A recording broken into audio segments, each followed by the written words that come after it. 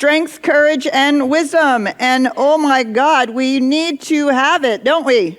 Especially when we are inviting things to change. So our topic for this month is change your thinking, change your life. This is a lovely little catchphrase that we use here in the Science Mind and in New Thought. Change your thinking, change your life. And so we can read this a sentence in a lot of different ways. Change your thinking, change your life can be an admonishment. If you would change your thinking, your life would change, right? It can be a statement of fact, change your thinking, change your life, or it's a promise. If you will change your thinking, your life will change. So it is in this way in which we take up change your thinking, change your life as a promise. But there is that pesky little word change, all right? So first of all, we're going to start out with what are we changing? What is it that we're changing? Change your thinking, change your life. And one of the problems with metaphysics is that so much of New Thought was written in the late 1800s and the early 1900s when they were not yet using the word consciousness. They had kind of an old idea of the word mind. The subconscious mind was just becoming available, recognizably so through psychology. And so there was a particular set of words that were used that we in our today's language, in our today world, tend to, I would say, misinterpret. So when we hear change your thinking, change your life, right, we often think of, well, I'm just going to change my left brain rational thinking, and clearly that's not enough, is it? Or we say, well, I'm really a heart-centered person, so I don't do that's just too head, too cerebral. Yeah, that's not me. Right? We have all kinds of ways in which we distance ourselves from this thought, change your thinking, change your life. So the question really is, what are we changing? And the reality of it is we are changing so much more than just our thinking. But it does start there. It starts there by noticing, what do they say in recovery, our stinking thinking.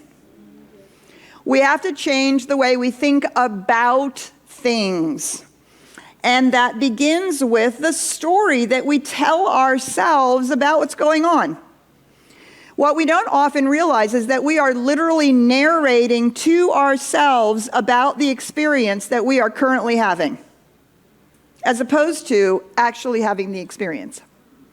We're talking to ourselves about, oh, well, that was a silly thing to say, or wow, that person didn't seem to like me very much, or oh my God, look at what's happening out there, right? We're literally narrating the experience. Oh wow, that's a beautiful sunset. I haven't seen a sunset like that since the last time I was here 5 years ago, right? And now we're no longer with the sunset, are we? Because we're having a big conversation with ourselves. And so it is. We are paying attention to our thinking about what we're thinking about, noticing what we're thinking about. And then we're going to get to the fact that actually may have to change. The second thing, surprise, surprise, is that we have to also change our feelings or our emotional reactions to things. And many of us will say, well, that's just the way I feel. Actually, not necessarily. Our feelings can lie to us as much as our thinking can, right? Because our feelings are the product of how we think about what's going on. And it's a product of the way in which we have a reaction or response to what's going on. And what's going on could actually be completely different than what we think is going on. Or our feelings can be based on a very faulty idea of who we are, what the other person is doing, what's happening out there, right? So we actually get to work with changing our feelings. Yes, exactly. That's right. Thank you, Siri. And so another thing that we change is our attitude. Right? We talk about this a lot, changing our attitude. Are we having an attitude of judgment? Are we having an attitude of skepticism? Are we having an attitude of magical thinking? Are we, right? And that we can, in fact, change our attitude. And this impacts our experience. We spend a lot of time talking about changing our beliefs. That pattern that is running in the background, the beliefs that we have about something, and finally, changing our behavior. So change your thinking, change your life, actually encompasses all of these things because we're all built a little differently. We all resonate with starting the process in one of these 5 places that we have here, one of these 5 ways in which we engage in the world. And we can begin and enter into the process of changing this so that this out here changes. We call that causal living. Right? We're changing the cause, which is our thinking, our thoughts, feelings, attitudes, beliefs, and behaviors all wrapped up together. So if I were writing the Science of Mind today, I would say, change your consciousness, change your life. Ultimately, that's what that phrase means. Change your consciousness, change your life. So with recovery and therapy and all the work that we do with our spiritual practices, we change our thinking, how we're thinking about something. We work with our feelings and the feelings that say, I'm unworthy, I'm not enough, I'm not loved, I don't belong, right? We work with all of those feelings. We change our attitudes around ourselves, around others, around the other, all the ways in which we change our attitude from negative to positive, our beliefs and our behaviors. So changing our behaviors is when we talk about act as if, right? We can change our behavior, do it differently, and all those other things will start to change. We can change our feelings, and that will actually change our thinking and our beliefs. We can enter into this in any way that we choose. They all work together to change our consciousness. So when we change our thinking, when we say that, we're talking about changing our consciousness. The most challenging thought, feeling, attitude, belief, and behavior that we have is our sense of separation. This is the deepest aspect of our consciousness that stands in the way of us experiencing a different life. So I'm going to tell you a story that I heard, so many years ago, and it really had a profound impact on me. And it's a silly little story. It's a story about a father who comes home one night to his little daughter and sits by the bed and says, honey, I got you a present. And reaches out into his pocket and pulls out a beautiful string of plastic pearls. Because he knew his daughter loved to play dress up and loved to play queen and princess and all of those things. And he'd found this little plastic necklace as he was out shopping, and he wanted his daughter to have it. And she loved that plastic necklace. She put it on and she wore it at every tea party, and she would wear it out to Sunday. She would wear it to school. She just wore the heck out of that plastic set of pearls. And she loved it so much, right? She kept wearing it year after year until she got a little bit older. And one day, her dad came home and sat beside the bed and said to her, will you give me your plastic pearls? And she said, oh no, Daddy. That would make me sad, because then I wouldn't have them. And he said, it's okay, honey. You don't have to give them to me tonight. And the next day he came in and he said, would you give me your plastic pearls? And she said, but if I don't have them, I won't be able to have them at my tea party, and who will know whether I'm a princess or not? I need my pearls so that you'll know when you're at my tea party that I'm the princess. It's okay, honey, you don't have to give them to me tonight. And he came in the next night and he said, honey, would you give me your plastic pearls? She looked at him, and with tears in her eyes, she said, well, I guess, Daddy, if you need them so much, I'll give them to you. And she took those pearls off her neck and put them in her daddy's hand. And he put them in his pocket. And out of the other pocket, he said, here, honey, here are the real pearls I got for you today. Because this is who you really are. And I want you to have real pearls. Because you are my princess, and I will never not love you. The biggest thing that we have to change is our grip on our plastic pearls. Those things that we think say who we are.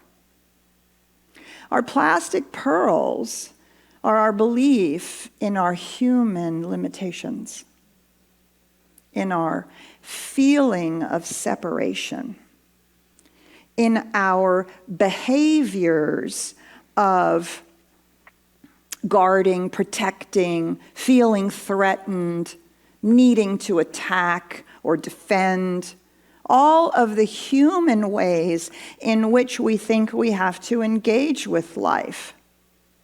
Our plastic pearls are a belief that we are in fact separate. And that somehow we have to fill the gap. We have to become so something different than we are that we will become one with Spirit. That God will love us, that we will be favored, that the good will somehow happen to us or find us. And those plastic pearls are made of our thoughts, feelings, attitudes, beliefs, and behaviors that come from our experience, our biology, and our belief that we're merely human. So part of the Change Your Thinking, Change Your Life is our need, really, our desire, and our willingness to exchange our plastic pearls for real ones. And what are those real pearls but the reality, the reality that we are spiritual beings. That we are, in fact, Spirit made manifest. That the truth of who we are, the essential reality of who we are, is life showing up as us. Spirit individualizing itself, getting to experience life uniquely as you and you and you and you and you and all of creation. And that we are, in fact, universal, expressing as this individualized expression. Our real pearls is standing in that identity, wearing that, having that be the place from which we think, from which we feel, from which we believe, from which we behave, from which we walk around in the world with the attitude that we are wearing. Change your thinking, change your life means exchanging your plastic pearls for real ones. That's what it means. It's changing our come from place. It's deliberately working over and over and over again, day in and day out, with our spiritual practices that work on all of those levels: thoughts, feelings, attitudes, beliefs, and behaviors. Every spiritual practice is aimed at one or more of those, and we need the whole combination of practices to move into that place where our come from is the truth of our being, the real, authentic, essential self. That's what we're changing. And when we change that, everything changes. We recognize that our security isn't out there, it's in here. We recognize that our worth isn't out there, it's in here. We recognize that the cause of our lives isn't out there. We're not victimized by those things. The cause lives within us. Everything shifts. Instead of living from the outside in, we start living from the inside out. Change your thinking, change your life. That's what that phrase means. And I invite you to change it for yourself. Change your consciousness. Change your life, right? That's the sum total of all of that. Change your thinking. Change your life. So now we come to that lovely little word change, which is oh so very much fun. And when change happens, whether it's happening to us or through us, or whether we have decided to change our consciousness and change our life, we tend to have resistance, don't we? Okay, I'll speak for myself. I can certainly resist. Or we can reimagine. That's always our choice. We can resist or reimagine. So, I love it that Karen is willing to go with me on these things. I love to change the furniture in our house. And I do it on a regular basis. And you know why? I do it because many years ago, I read Ernest Holmes' Creative Mind and Success book. And he said, oh, you're stuck? He said, well, just put the stove in the parlor and the piano out in the backyard. And I was like, what?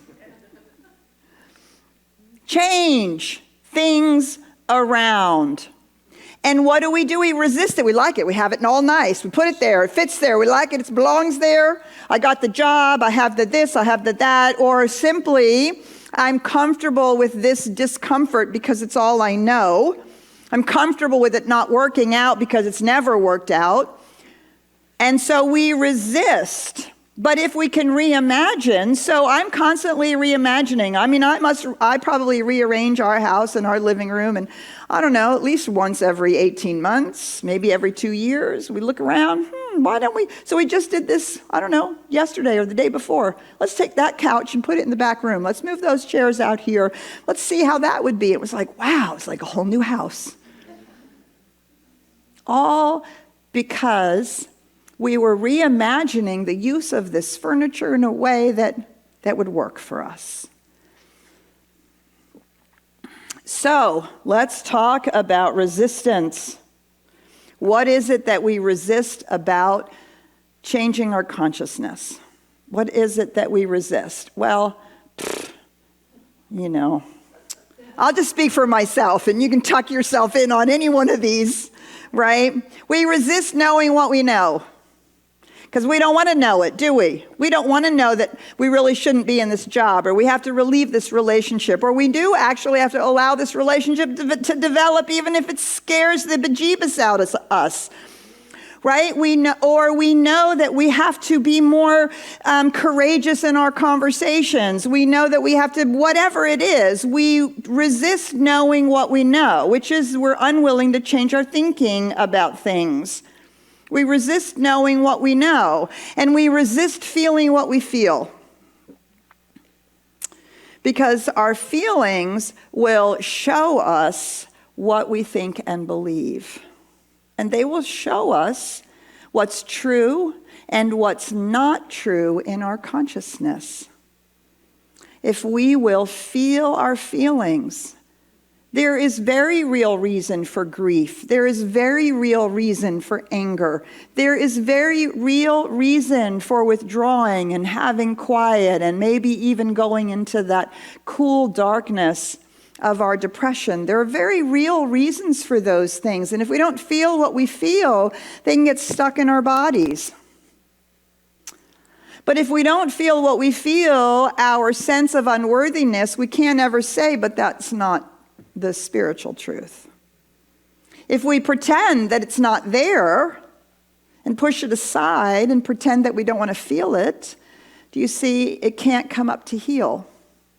So we resist feeling what we feel, we resist knowing what we know, and we resist the discipline of thought, reaction, and energy that is required.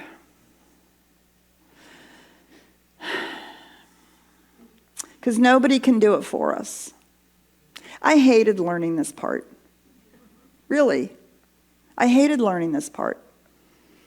That I was the one who had to decide about my attitude. I was the one who had to decide whether or not I was going to allow my reaction to run away with me. I was the one who had to decide, I am going to feel my feelings. I shared a couple weeks ago about this overwhelming, paralyzing feeling of fear, but it was only because I really allowed myself to feel it and I really allowed myself to be with it that the gold came. Right? The gold of what it is that I needed to look at and see and experience so that I could change my consciousness around it.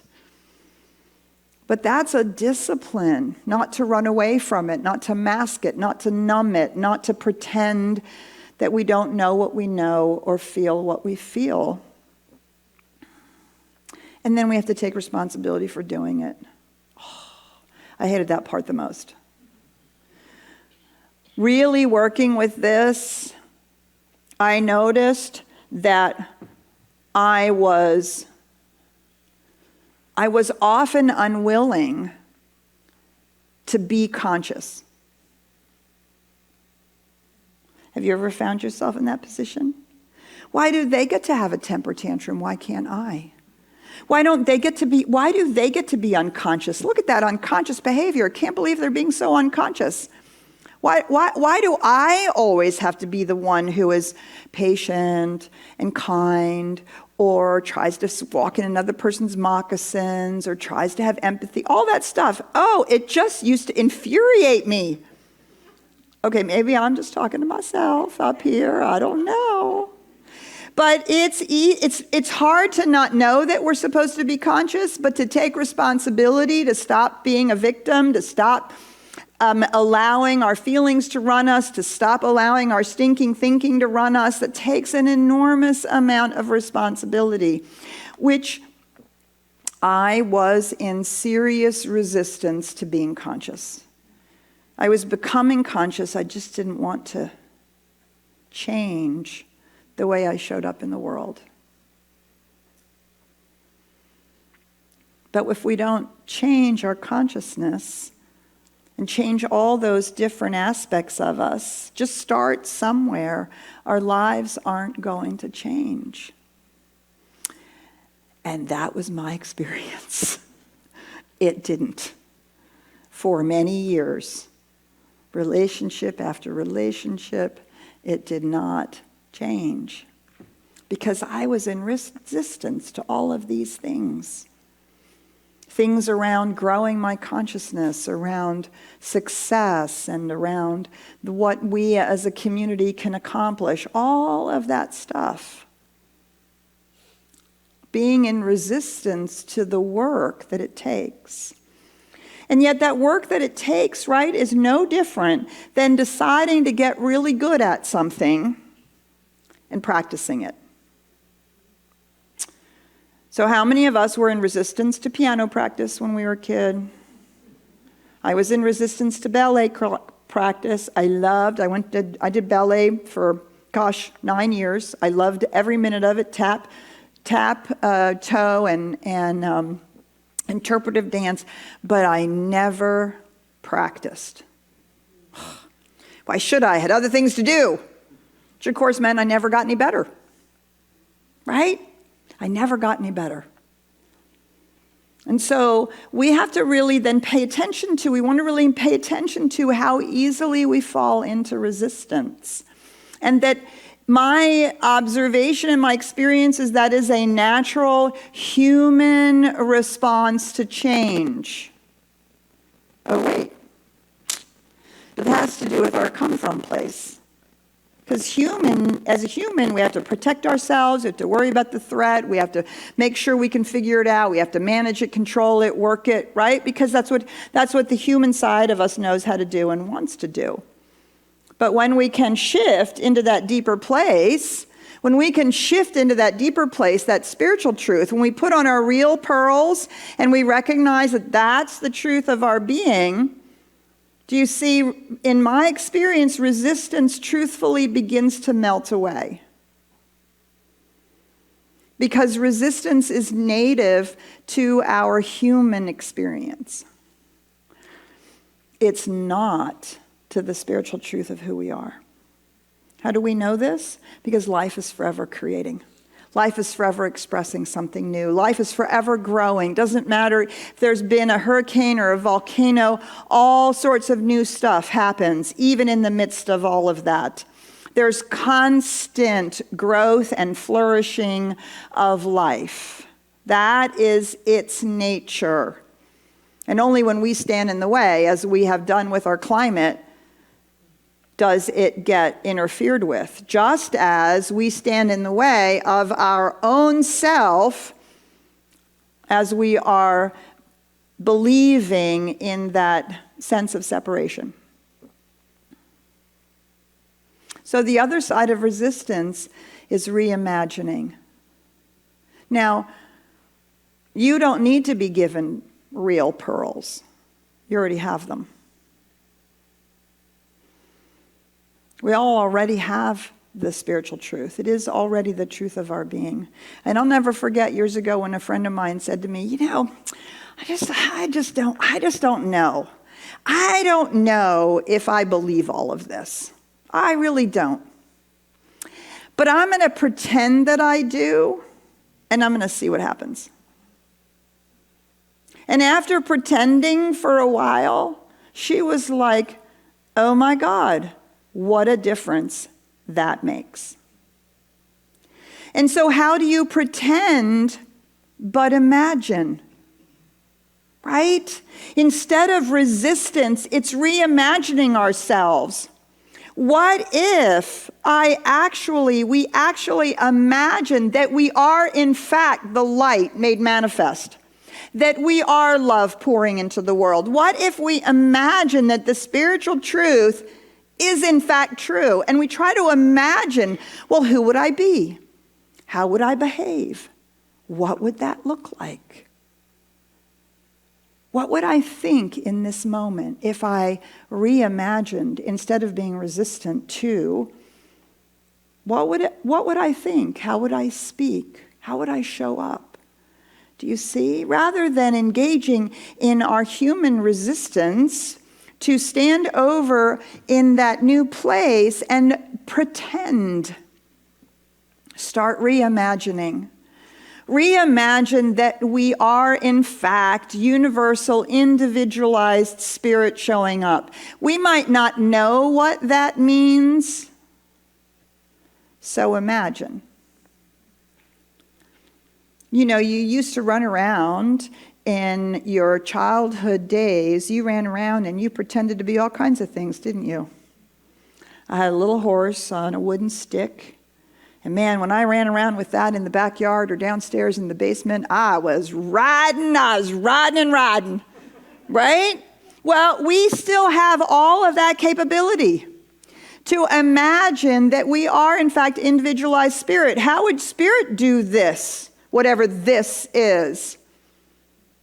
Kick up our heels and enjoy life, right? So what if we imagined that we were peace instead of feeling flustered or overwhelmed or whatever all of that is, right? For me, I don't think of peace as always speaking in a peaceful voice, because I don't. I think of peace, when I'm at peace, I'm centered. I'm grounded. I may be loud and passionate, but I'm still centered and grounded. Can you reimagine changing the way you're showing up in a particular moment, instead of all frazzled, as centered? What would that look like? How would that feel? get out your little warden horse, run around a little bit, pretending you're centered, imagining what that would be like. What would it be like to reimagine ourselves as powerful, capable?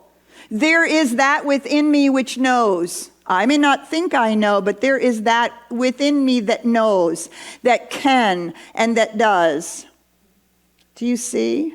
Not as abstract concepts. Oh, the peace of spirit descends upon me. The power of life is flowing through me. Great, what does that mean? Do you see? To get a hold of it and imagine it and play with it and be and see if we can manufacture within ourselves the experience of it. That's what it means when we pretend and reimagine. We become it on the inside. Oh, wait, isn't that the causal place? To become it on the inside. One of the things that I hate the most about myself when I am not conscious, when I fall into unconsciousness, and every time I do it, I see it, and that is when I behave in a petty and small way. Petty and small are not beautiful. To me, beauty is gracious, graceful, kind, open. There's space. What does beauty, what do these qualities mean? Not as abstract concepts, but as real experiences. When we dance with our granddaughter at home with perfect joy, to pretend that I can have that and it doesn't require my granddaughter to be there. Do you see? If it requires my granddaughter, I'm living from the outside in. But when I'm that, and I'm playing in my mind with her as I'm doing something, that joy begins to bubble out and bubble over, and my life is different. What does it look like, feel like, seem like? What is the behavior of love? What if I imagined being that? Strong and powerful, centered, strong, kind, filled with enthusiasm, and then I shared that. This is your true self. All of this already, you already have the pearls. You already have this as the truth of your being. So what I invite you to do this week as you think about changing your consciousness, changing your life, I like for you to imagine taking off any plastic pearls that you're wearing. Okay, for you guys, you're probably not wearing plastic pearls, but you know what I mean, right? Think of some other metaphor that would be the same. Take them off. And reimagine real pearls. Reimagine having already changed your consciousness and move in your life from there. My experience is that when we do that, everything does in fact change. So that includes not only in our own lives, it includes how we work in the world. I'd love to invite you to change your consciousness if you are someone who does not believe that your vote counts. If you are a spiritual person who believes that voting is unnecessary, if you are someone who is skeptical that your vote makes a difference, let us change our consciousness around it. Let us not resist the power of our voice and our intention and our consciousness. Please remember that Tuesday is voting day. So it is.